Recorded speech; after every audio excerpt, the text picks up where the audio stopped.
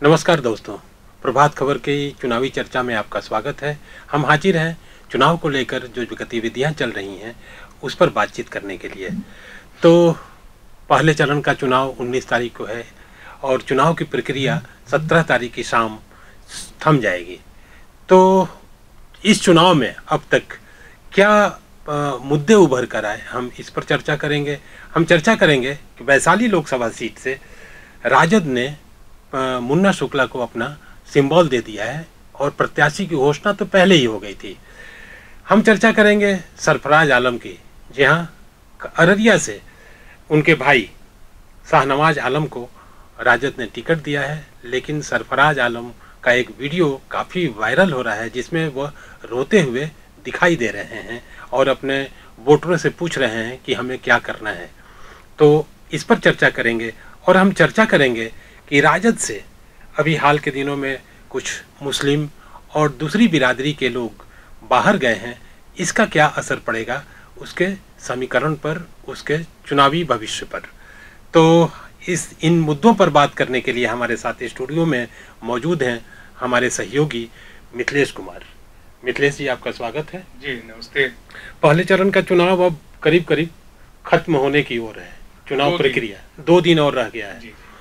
तो आपको क्या लगता है इस फर्स्ट फेज के इलेक्शन के दौरान क्या मुद्दे उभरे, क्या सामने आए मुद्दे जिस पर वोटरों को एनडीए की ओर से या महागठबंधन की ओर से गोलबंद लामबंद किया जा रहा है? देखिए, अब से ठीक 48 घंटे के बाद चुनाव प्रचार खत्म हो जाएगा, चुनाव का शोर खत्म हो जाएगा। उसके बाद उनके पास एक दिन का टाइम रहेगा जनसंपर्क के लिए।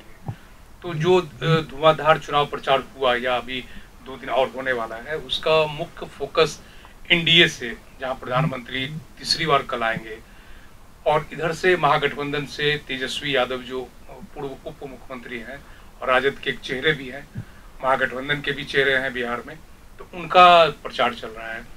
एनडीए ने जहां अयोध्या के मंदिर, पीएम मोदी के 10 साल के कार्यकाल में जो भी डेवलपमेंट काम हुए, चाहे मुफ्त अनाज हो या ये, इसको मुद्दा रखा है। तो तेजस्वी यादव ने नौकरी और 17 महीने का जो कार्यकाल था उनका सेकेंड वाले में, उसको कार्यकाल वो उनको फोकस में रखा है।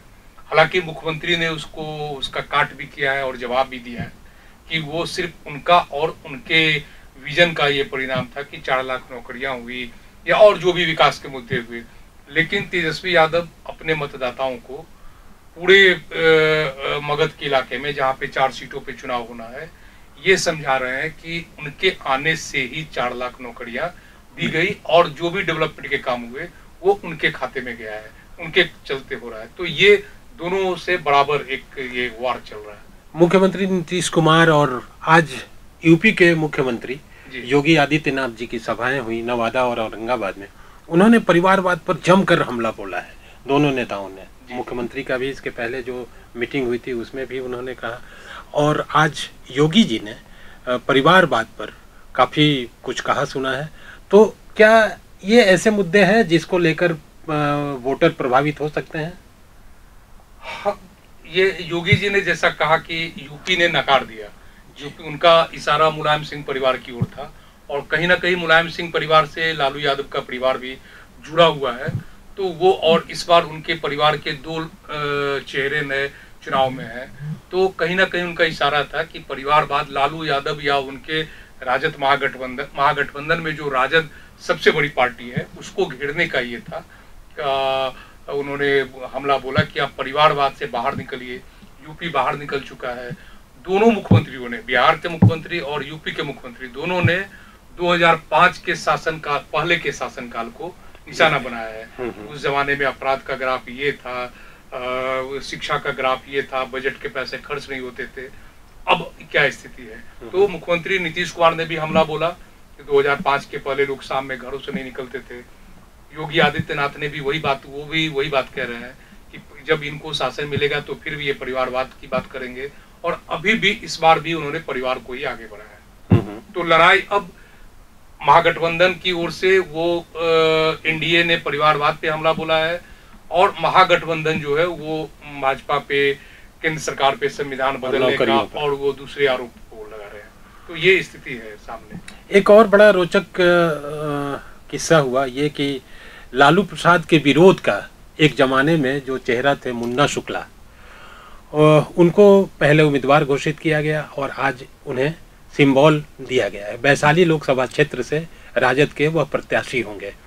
हम जानना चाह रहे हैं मिथिलेश जी कि ऐसे बदलाव से वहाँ के लोग, वहाँ के वोटर, वैशाली लोकसभा क्षेत्र के वोटर इसको कैसे रिएक्ट कर सकते हैं?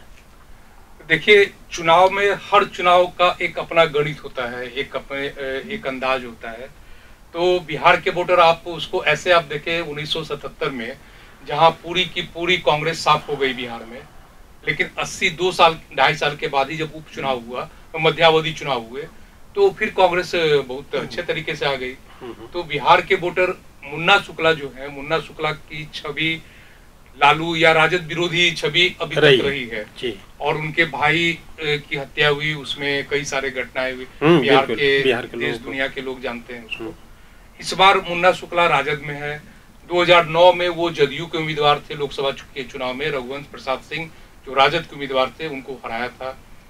तो इस बार वो राजद से उम्मीदवार है। अब उस इलाके की टोपोग्राफी आप देखें तो उसके आसपास की, जैसे वैशाली की सीट हाजीपुर से लगी हुई है, वैशाली का कुछ भाग छपरा से लगा है, वैशाली का कुछ भाग मुजफ्फरपुर से लगा है। तो पुराने लोग जो बताते हैं, जो चुनाव पुराने जमाने में कैसे होता था, वैशाली की सीट मैक्सिमम अब तक जो है वो राजपूत बिरादरी के लोग ही वहां जीतते आए हैं। कैसे जीतते थे, जबकि वो आबादी में सबसे अधिक है वोटर में, लेकिन एक वही नहीं है। तो उसका एक समीकरण होता था कि मुजफ्फरपुर में उधर के लोग इधर वोट करते थे, और वो कास्ट एक समीकरण यहाँ दिखता था कि भूमिहार का वोट जो है वो मुजफ्फरपुर में राजपूत करेंगे भूमिहार को, भूमिहार करेंगे राजपूत, ये अदला बदली होती थी।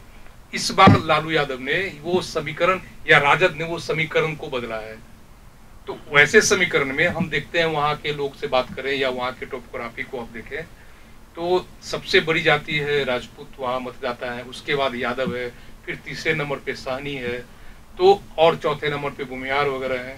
तो अगर भूमिहार, सहनी और मुस्लिम यादव ये समीकरण अगर बैठता है, गोलबंद होता है, तो ये जिसके पक्ष में जाएगा, एनडीए के पक्ष में जाएगा तो एनडीए का पलड़ा भारी होगा, और महागठबंधन के पक्ष में जाएगा तो इनका पलड़ा भारी होगा। तो इस समीकरण को ध्यान में रखते हुए ही राजद, महागठबंधन और वैशाली से तो कई चौंकाने वाले नतीजे भी आते रहे। 91 में मुझे ध्यान आ रहा है कि उपचुनाव हुआ था और वहां उस सीट से लवली आनंद को जीत मिली थी। वो लालू यादव का पिक का समय था, पूरे पिक पे थे लालू प्रसाद, उनकी राजनीति, मंडलवादी राजनीति। उसमें लवली आनंद एक उनके विरोध की छवि को लेकर आई और वो जीती, भारी मतों से जीती। जी जी। रमा सिंह और रघुवंश प्रसाद सिंह वहां से जीतते रहे हैं। सत्येंद्र बाबू की पत्नी उनकी किशोरी सिन्हा वहां से जीतते रही हैं। तो इस तरह से वो काफी रोचक, बिल्कुल। और मैं दर्शकों को बता दूं कि वहाँ छठे चरण में मतदान होना है और लोजपा ने वहाँ से बीना देवी को अपना उम्मीदवार बनाया है, मौजूदा सांसद भी हैं, जो मौजूदा सांसद भी हैं। बिल्कुल। अब हम चलते हैं कुछ ऐसे नेताओं को लेकर जिसका सरोकार, जिसका ये रहा कि पार्टी उनकी रही लंबे समय तक राजद के साथ वो जुड़े रहे, फिर बाद में अभी हाल फिलहाल में उन्होंने राजद से दूरी बना ली या दूसरी पार्टियों में चले गए। और ख़ास तौर से अशफाक करीम साहब हों या फिर आपको अररिया में, जैसा कि पहले ही मैंने जिक्र किया, सरफराज आलम तस्लीमुद्दीन साहब के वो बेटे हुए। जी जी। तो इन लोगों की नाराजगी क्या राजद का जो कोर वोट एक माना जाता है या समीकरण कह लें, उस पर इसका क्या असर पड़ सकता है? असर पड़ सकता है। चुनाव जैसे जैसे आते हैं तो हर चुनाव में हम देखेंगे कि कुछ नेता इधर हुए, कुछ नेता इधर, जिनको टिकट नहीं मिला तो वो बागी होते हैं। लेकिन इस बार जो है वो बागियों की संख्या राजद में ज्यादा दिख रही है। चाहे अशफाक करीम को लें, वो राज्यसभा के सांसद भी रहे थे, बड़े नेता के रूप में, राजद के रूप में वो चेहरे थे। फिर हेना साहब को ले, जो साहबुद्दीन की विधवा है, पत्नी है, वो राजद उनका इंतजार करते रहा लेकिन वो नहीं आई और उन्होंने कहा कि हम निर्दलीय ही लड़ेंगे। फिर उसके बाद आप देवेंद्र यादव को ले, वहां से राजद ने टिकट दे दिया, अवध बिहारी चौधरी को टिकट दिया। देवेंद्र यादव को ले, जो 1968 में विधायक हुए और उनको उम्मीद थी कि झंझारपुर की सीट से उनको उम्मीदवार बनाया जाएगा, लेकिन वो सीट चली गई वीआईपी को और ये नाराज हो गए। पार्टी ने नहीं छोड़ी अभी उन्होंने, लेकिन वो पार्टी से नाराजगी उनकी सतह पर आ चुकी है। इसके बाद आप सरफराज आलम को लें, वो तस्लीमुद्दीन साहब बड़े नेता सीमांचल के, गांधी भी उनको कहा गया, तो उनके दो बेटे, अब छोटे बेटे को राजद ने टिकट दे दिया, तो मझले बेटे जो है ये नाराज हैं और उन्होंने पार्टी के खिलाफ बयान भी दिया, मंच पे रोए भी, और वो संभवतः निर्दलीय चुनाव भी लड़ेंगे। और इनके अलावा और भी कई लोग हैं, जैसे वीर सिंह पटेल ने पार्टी छोड़ दी, रामबली सिंह ने पार्टी छोड़ दी। इससे पहले आप देखें कि सरकार जो विधानसभा में बहुमत जुटाने का मामला था, तो चेतन आनंद जो लवली आनंद के बेटे हैं, आनंद मोहन के बेटे हैं, उन्होंने पार्टी छोड़ी। प्रहलाद यादव जो राजद के कोर वोट से जुड़े हुए हैं, उन्होंने पार्टी छोड़ी।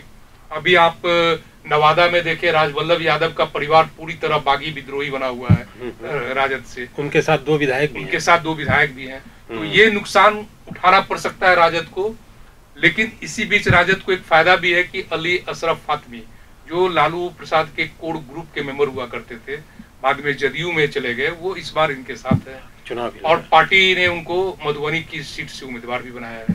तो एक ये फेस है अब्दुल वारी सिद्दीकी फातमी, ये राजद के मुस्लिम फेस हैं, लेकिन कई फेस उनके बाहर भी हुए हैं। तो चुनाव की तपिश और मौसम का मिजाज दोनों ही उसका पारा चढ़ता जा रहा है। कल प्रधानमंत्री की सभा होने वाली है, परसों लालू प्रसाद जी भी मैदान में उतरने वाले हैं, उसके बाद राहुल गांधी आने वाले हैं बिहार, उनका दौरा होने वाला है।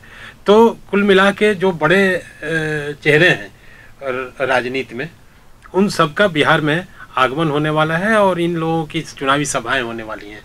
तो इस पर आपकी टिप्पणी क्या होगी? जी, आने वाले दिनों में 2-4 दिनों में बड़े बड़े नेताओं से बिहार की जनता रूबरू होगी।